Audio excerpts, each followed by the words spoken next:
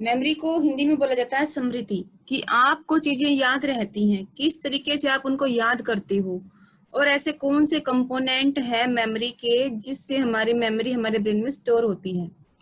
तो मेमोरी क्या है, एक कॉमन टर्म होती है, सामान्य पद है, जिससे मतलब है कि हमारे पास्ट एक्सपीरियंस को हम अपने ब्रेन में इकट्ठा रखने की एक एबिलिटी होती है। जैसे आप अपने घर में रहते हैं, घर से बाहर निकलते हैं, आप स्कूल गए हैं, आप कॉलेज आए हैं, तो आपने काफी सारे जो सांस्कृतिक प्रोग्राम है या फिर अपने रिलेटिव्स के आप यहाँ गए हो, तो कितनी सारी मेमोरीज होती हैं, उसको बोला जाता है पास्ट एक्सपीरियंस। और वो पास्ट एक्सपीरियंस आपके ब्रेन में, आपके कॉन्शियस में, अनकॉन्शियस में, सब कॉन्शियस में ऐसे ऐसे कई पार्ट होते हैं, थैलेमस है, हाइपोथैलेमस है, वो वहां पर इकट्ठा होते रहते हैं, स्टोर होते रहते हैं। तो आप ये बोलते हो कि मेरे पास तो बहुत सारी मेमोरी है, और कोई आपको ये पॉइंट आउट करे कि आप 8th क्लास की मेमोरी हमसे शेयर कीजिए, तो आप उस टाइम अपने ब्रेन के उस पार्ट में जाते हो जहां पर 8th क्लास की कुछ मेमोरी स्टोर कर रखी हैं आपने, और वो मेमोरी भी ऐसी मिलेंगी आपको जो जिसके बारे में आपने रिहर्सल कर रखी है, यानी कि उसको आपने बार बार रिपीट किया हुआ है, और फिर आपके वो जो मेमोरी है वो एक एलटीएम का पार्ट बन गई है। और एलटीएम आपके ब्रेन का एक हाइपोथैलेमस नाम का पार्ट होता है, वहां पर स्टोर होती है। तो एलटीएम क्या है, आपका स्टोर हाउस है आपके मेमोरी का। जैसे अभी आपने जब केजी क्लास की थी, नर्सरी क्लास की थी, तो उस टाइम आपको इतना याद है कि उस स्कूल का नाम क्या था, आपके टीचर्स का नाम क्या था, और आपने वहां पर जो अल्फाबेट लर्न किए हैं वो याद है। लेकिन उसके बाद आपके जो क्लासमेट्स थे उनके नाम आपको याद नहीं है। क्यों? क्योंकि हमने बार बार किन चीजों को रिपीट किया है, आपके स्कूल के नाम को, आपके टीचर्स को, या फिर आपने वहां पर जो सीखा था। इसके बाद जैसे हमारी जो अल्फाबेट है अब भी हमारे ब्रेन में स्टोर हैं। क्यों? क्योंकि हमने उनका इतना रिहर्सल किया है, उनको इतनी बार हमने प्रोनाउंसिएशन किया है, तो क्या है कि वो आपके एलटीएम का पार्ट बन गई हैं। तो अब इसमें जो लेहमन ने क्या बताया है कि विशेष समय अवधि के लिए सूचनाओं को संपोषित करके रखना ही मेमोरी है। यानी कि कुछ एक टाइम पीरियड के लिए आपके पास जो इंफॉर्मेशन आती है उसको आप इकट्ठा करके रखते हो। जैसे अभी आप के जो एग्जाम होंगे उसके लिए आपकी इंफॉर्मेशन या नॉलेज कहाँ तक रहेगी, आपके जो 4 सब्जेक्ट हैं आप उनको लर्न करोगे और कुछ टाइम पीरियड के लिए उनको स्टोर करके रखोगे। वो कंप्लीटली आपको कब तक याद रहेंगी, जब तक आपके एग्जाम ना हो जाए। लेकिन उसके बाद कुछ एक मेन पॉइंट्स रहेंगे जो आप अपने लाइफ टाइम तक उनको याद रखोगे। तो ये जो टाइम पीरियड होता है आपका मेमोरी को स्टोर करने का, वो 1 सेकेंड का भी हो सकता है, 1 सेकेंड से कम भी हो सकता है, और आपका लाइफ टाइम तक वो रह भी सकता है। जैसे जो आपने अल्फाबेट याद किए हैं वो आपको लाइफ टाइम तक याद रहेंगे। जो आपने पहाड़े याद किए थे, टेबल्स याद की थी, वो आपको लाइफ टाइम तक याद रहेंगी। तो जो बाकी इंफॉर्मेशन थी वो आपके ब्रेन में कुछ एक सेकंड के लिए आई थी या शॉर्ट टाइम के लिए आई थी, उनको आप भूल चुके हो। तो ऐसे ही मेमोरी के 2 एस्पेक्ट्स होते हैं, जिसमें पॉजिटिव एस्पेक्ट्स होता है और एक होता है नेगेटिव एस्पेक्ट्स। मेमोरी का जो पॉजिटिव एस्पेक्ट्स है वो क्या है कि आप अपने पास्ट एक्सपीरियंस को, जितनी आपने अभी तक अनुभव की हैं, जितनी नॉलेज आपके पास है, आप उनको याद रखते हो। और नेगेटिव एस्पेक्ट्स क्या है कि जिनको आप भूल जाते हो, जो आपके अनकॉन्शियस से कॉन्शियस से बिल्कुल ही बाहर निकल जाते हैं, वो क्या होता है, फॉरगेटिंग। तो आपका जो ये यूनिट है वो मेमोरी और फॉरगेटिंग की ही है, कि इसका पॉजिटिव एस्पेक्ट्स क्या है, वो आपका मेमोरी कहलाएगा, रिमेम्बरिंग कहलाएगा कि आप उसको याद रखते हो, और दूसरा क्या है, फॉरगेटिंग, कि कुछ ऐसे कारक ही हो जाते हैं या फिर ऐसे हमारे सामने फैक्टर आ जाते हैं कि हम उन चीजों को भूल जाते हैं। अगर आप बार बार रिहर्सल करते रहेंगे, उन चीजों को याद करते रहेंगे, तो वो आपका एक पॉजिटिव एस्पेक्ट्स बन जाएगा। लेकिन जब आप उनको याद करना छोड़ देंगे और उनके बारे में कोई रिहर्सल नहीं करेंगे, उनके ट्रेस जो हाँ आपके ब्रेन से निकलने शुरू हो जाएंगे, उसको बोलते हैं फॉरगेटिंग। अब कंपोनेंट बताए गए हैं कि मेमोरी में क्या कंपोनेंट होते हैं। अगर हम एक कोड लगाएं तो इसको ESR बोल सकते हैं। ई से एनकोडिंग, S से स्टोर और R से रिटेंशन, कि हम उनको एनकोड करके रखते हैं। एनकोड हमने क्या किया कि हमारे सामने जो स्टिमुलस है वो किस रूप में आ रहा है, उसकी फॉर्म क्या है, हम उसको कोड में क्या करते हैं, उसका कुछ एक कोड होता है, उसको नर्वस सिस्टम में वो जाता है और वहां पर उसको स्टोर किया जाता है। जैसे आपने कोई सॉन्ग सुना है तो उस सॉन्ग की जो साउंड है वो आपके कोड के रूप में आपके अंदर आएगी। अगर आपने कोई पिक्चर देखी है तो वो जो विजुअल कोडिंग आपके अंदर आएगी। और अगर आप विजुअल के साथ साथ उसको सुनते भी, ऑडिटरी भी हैं, तो दोनों फॉर्म में आपके मेमोरी के अंदर आएगी, आपके नर्वस सिस्टम में आएगी। तो कूट लेखन यानी कि अनकोडिंग क्या है? एनकोडिंग में किसी सूचना या एक्सटर्नल स्टिमुलेशन का प्रत्यक्षण करके। एक्सटर्नल स्टिमुलेशन क्या है कि आप अभी अपने रूम में बैठे हो, लेकिन जब आप रूम से बाहर निकलोगे तो बाहर से आपको काफी सारे स्टिमुलेशन मिलेंगे, कोई साउंड आपको मिलेगी, कोई व्यक्ति ऊंचा बोलता हुआ आपको मिलेगा। तो वो क्या है, एक फॉर्म में या फिर कोड के रूप में आपके नर्वस सिस्टम में जाती है। नर्वस सिस्टम क्या है? आपका बॉडी स्ट्रक्चर, आपका बॉडी, पूरी बॉडी जिसमें मिलकर बनी है वो होता है आपका नर्वस सिस्टम। और दूसरे शब्दों में ये कहा जा सकता है कि संकेत की एनकोडिंग एक ऐसी प्रक्रिया है जिसके सहारे सूचनाओं को एक ऐसा आकार या रूप में चेंज कर दिया जाता है कि वो हमारे मेमोरी में चले जाते हैं। अब जैसे आपके फोन की जो स्टोरेज है, जो एनकोड होता है, जैसे पिक्चर्स लेते हैं तो पिक्चर्स आप अपनी जो है एक हार्ड डिस्क है या फिर जो एक चिप होती है उसमें वो जाती है, तो किस रूप में जाती है? कुछ ना कुछ तो उसका कोड होता है ना, तो उस कोड के सारे वो उसके अंदर चले जाती है। ऐसे ही हमारे जो नर्वस सिस्टम है उसमें इंफॉर्मेशन एक कोड के रूप में जाएंगे, एक फॉर्म के रूप में जाएंगी। तो ये क्या है कि इससे जो मेमोरी ट्रेस हैं वो हमारे बनने शुरू हो जाते हैं। जैसे एप्पल, ए फॉर एप्पल है, एप्पल का रंग रेड है। अगर हम आपके सामने अगर ए अल्फाबेट कोई बोले तो सबसे पहले आपके ब्रेन में आएगा ए फॉर एप्पल, क्योंकि वो जो मेमोरी ट्रेस आपके बने हुए हैं वो एनकोड हो चुकी हैं, आपके ब्रेन में वो जा चुकी हैं। तो ये क्या है, इस स्टेज को बोलते हैं रजिस्ट्रेशन, कि जब आपके पास कोई इंफॉर्मेशन आती है तो उसको रजिस्ट्रेशन हम करवाते हैं। जैसे मान लो आपने कॉलेज में एडमिशन लिया, आप स्टार्टिंग में गए हो तो आपने क्या प्रोसेस किया है, वो जो गेट है आप उस गेट पर खड़े हैं और गेट पर आपने रजिस्ट्रेशन करवाया आपका कि आपको अंदर जाना है। तो ऐसे ही जब इंफॉर्मेशन आपके ब्रेन के पास पहुंचती है तो वहां पर उनको रजिस्ट्रेशन करवाना पड़ता है, पंजीकरण करवाना पड़ता है, ताकि वो आपके ब्रेन के आगे हिस्से में जा सके, वहां पर वो रह सके। जब व्यक्ति सूचनाओं को प्रयास करके या फिर जानबूझकर उनको रजिस्टर करता है तो ये क्या है, एक्सप्लिसिट या एफर्टफुल एनकोडिंग कहा जाता है। जानबूझकर क्या है, जैसे आपके एग्जाम में मेमोरी का चैप्टर आएगा तो ये जो मेमोरी का चैप्टर है इसको पढ़ने के लिए आप एफर्ट लगाएंगी, तो इसको क्या बोलेंगे, एक्सप्लिसिट और एफर्टफुल एनकोडिंग, कि जिस इंफॉर्मेशन को एनकोड करने के लिए आपने बहुत सारी मेहनत की है, एफर्ट लगाए हैं, रिहर्सल की है।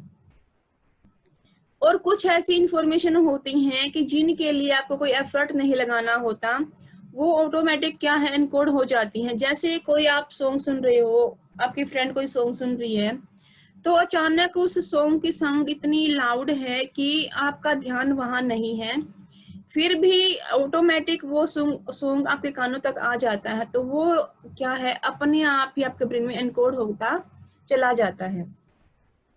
इसको बोलते हैं इंसिडेंटल लर्निंग।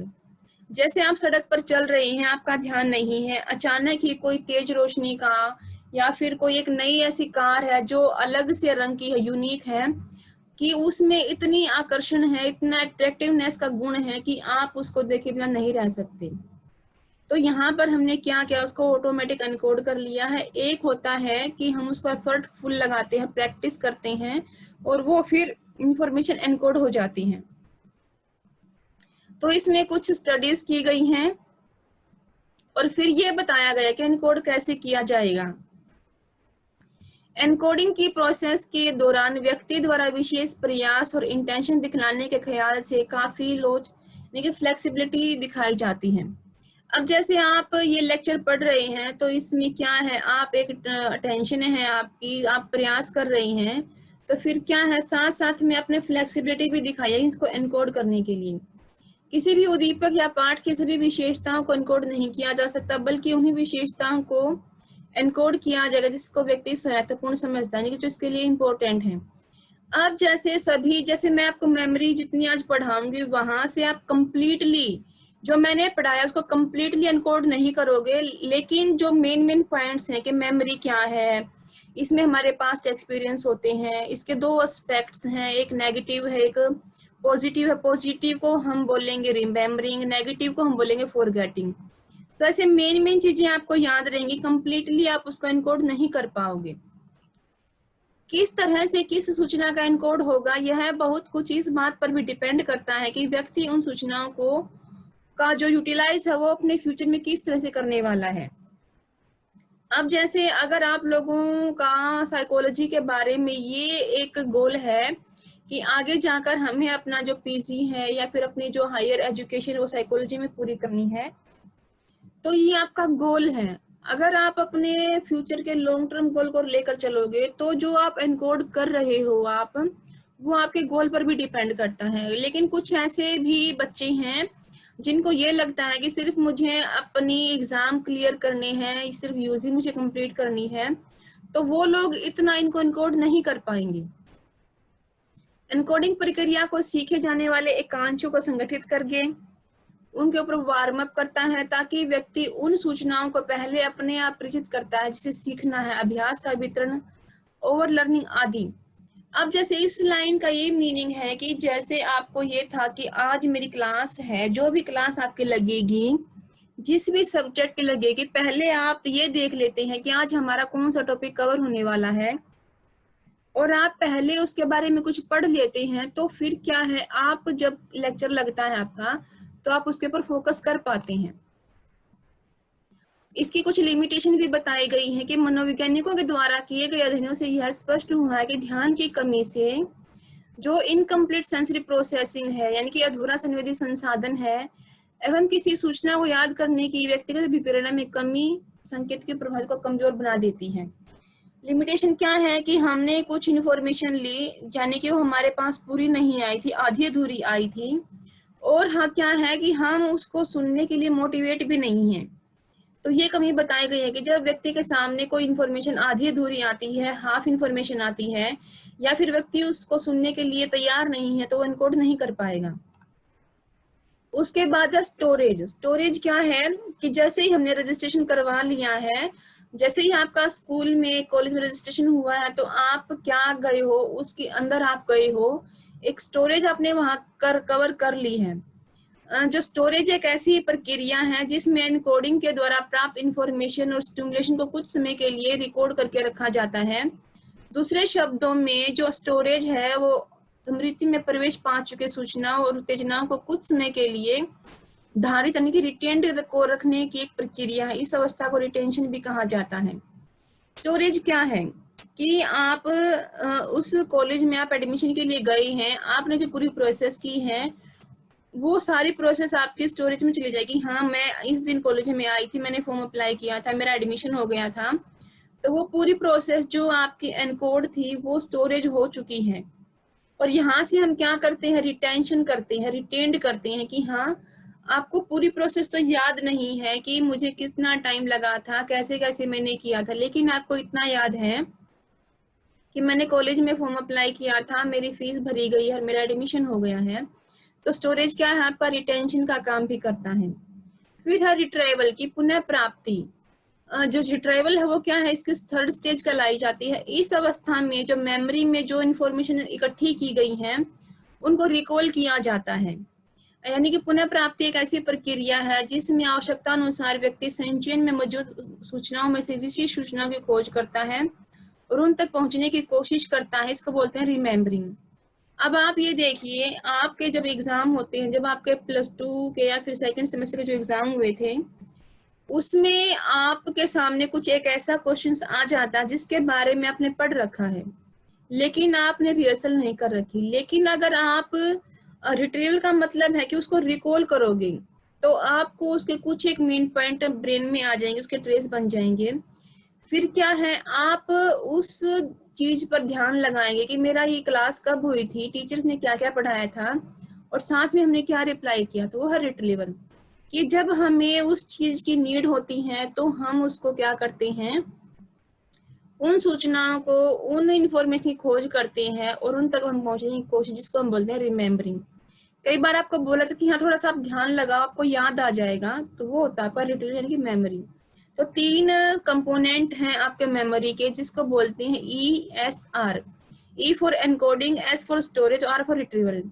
तो यहाँ पर क्या है कि जो मैंने आपको स्टेप बताई हैं, पहले एनकोडिंग, फिर स्टोरेज और फिर रिट्रीवल, तो ये स्टेज भी आती हैं स्टेप बाय स्टेप, आपको इसी तरीके से याद करनी है। तो कई बार एग्जाम में भी आपसे इनकी सीक्वेंस पूछ ली जाती है कि इसकी सीक्वेंस क्या रहेगी। तो सीक्वेंस हमें सेम ही याद करनी है। हम आप ये नहीं लिखेंगे कि पहले रिट्रीवर करेंगे हम, फिर हम स्टोरेज पर आएंगे, फिर हम एनकोड करेंगे, नहीं, जो पूरी प्रोसेस है वही हमें सेम लिखनी है। अब इसकी जो 3 अवस्थाएं बताई गई हैं, जैसे इसने बताया कि मनोवैज्ञानिकों को मानव स्मृति को कंप्यूटर स्मृति से तुलना करने के लिए बाध्य कर देता है। जैसे हमारी ब्रेन में इंफॉर्मेशन कैसे जाती है, जैसे कंप्यूटर काम करता है, कंप्यूटर में हम पहले क्या करेंगे, उसको एंट्री डालेंगे, फिर वो स्टोर हो जाएगी, और स्टोर होने के बाद क्या है, वो मेमोरी कंप्यूटर में सेव हो जाएगी। जब हमें जरूरत पड़ेगी तो हम क्लिक करते हैं तो वो इन्फॉर्मेशन हमारे सामने आ जाती है। अब ये डायग्राम दिखाया गया है, ये क्या है, आपका एनकोडिंग है, फिर आपका स्टोरेज है, फिर क्या है, रिट्रीवल। एनकोडिंग में हम क्या करेंगे, सूचनाओं का स्मृति में प्रवेश, यानी कि यहाँ ये जो पहला स्टेज है, ये एक गेट है, इस गेट के द्वारा क्या है, इंफॉर्मेशन हमारी मेमोरी में प्रवेश करती है थ्रू एनकोड के द्वारा। फिर क्या है, स्टोरेज क्या है कि कुछ समय के लिए ये इंफॉर्मेशन यहाँ पर स्टोर हो जाती है। और फिर लास्टली क्या है कि अगर हमें उन जरूरतों, उन क्वेश्चंस का या फिर उस इंफॉर्मेशन की हमें जरूरत है, तो हम उसको पुनः प्राप्ति कर लेते हैं, उनको रिकॉल कर लेते हैं।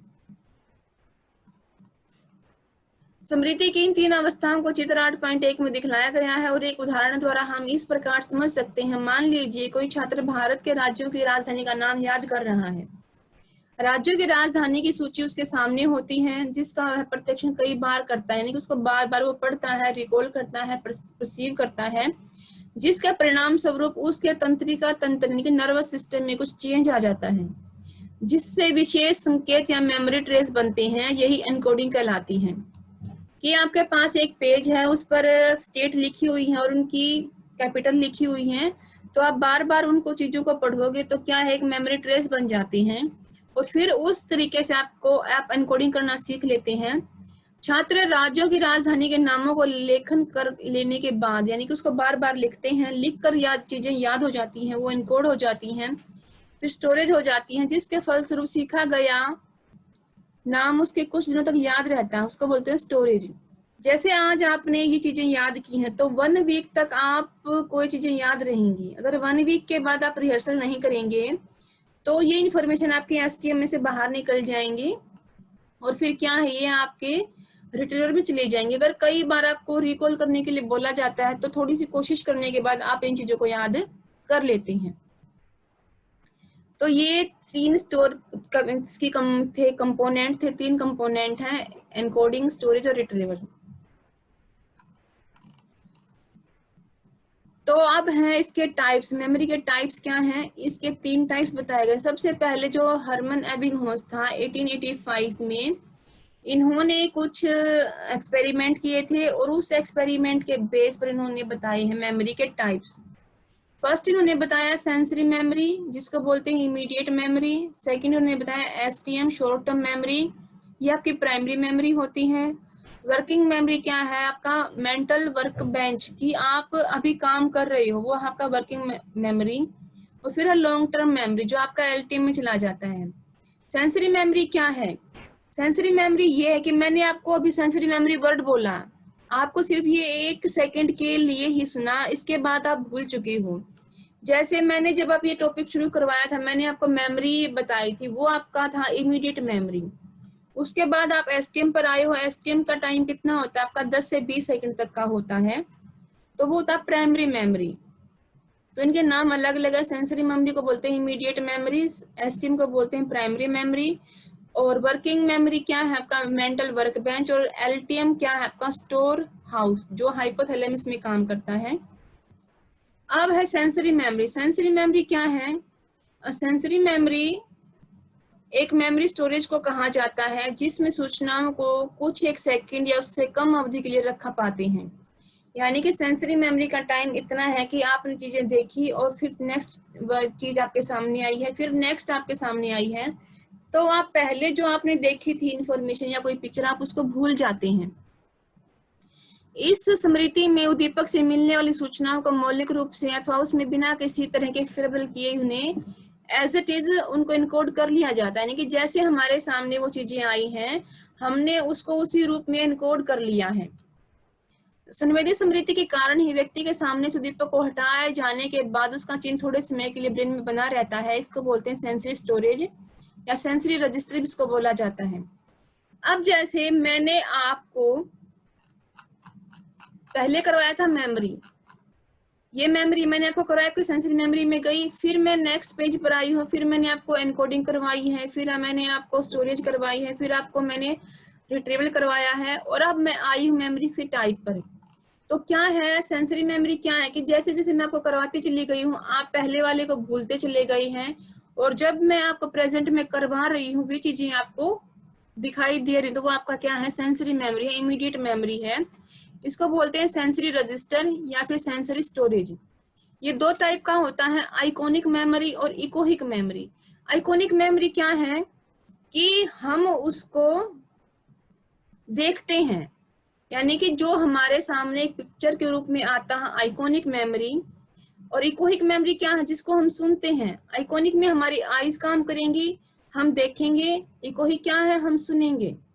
जैसे आइकॉनिक मेमोरी में क्या है कि व्यक्ति देखे गई वस्तु या व्यक्ति के बारे में एक सेकंड तक के लिए उसकी विजुअल ट्रेस रख पाता है। और इकोहिक में क्या है कि आपने कोई सॉन्ग सुना और उसके बाद आपने सेकंड सॉन्ग सुना, तो पहले वाला सॉन्ग आपके मन में एक सेकंड के लिए रहेगा, उसके बाद वह आपके सामने नहीं रहेगा। तो इस तरीके से आपकी सेंसरी मेमोरी है कि सेंसरी स्टोरेज, सेंसरी रजिस्टर किसको कहा जाता है? ये दो टाइप की होती है, आइकॉनिक मेमोरी और इकोहिक मेमोरी। आइकॉनिक क्या है?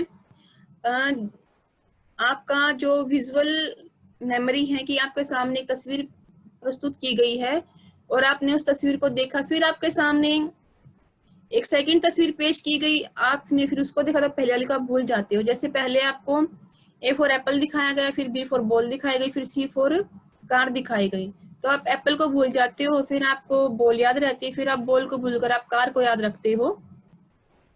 और इकोहिक क्या है कि हम चीजें सुनते चले जाते हैं, तो पहले जो हम चीज सुनते हैं जब हमारे पास सामने दूसरी साउंड आते तो हम पहले वाले साउंड को भूल जाते हैं। तो बाकी कॉन्सेप्ट हम कल डिस्कस करेंगे।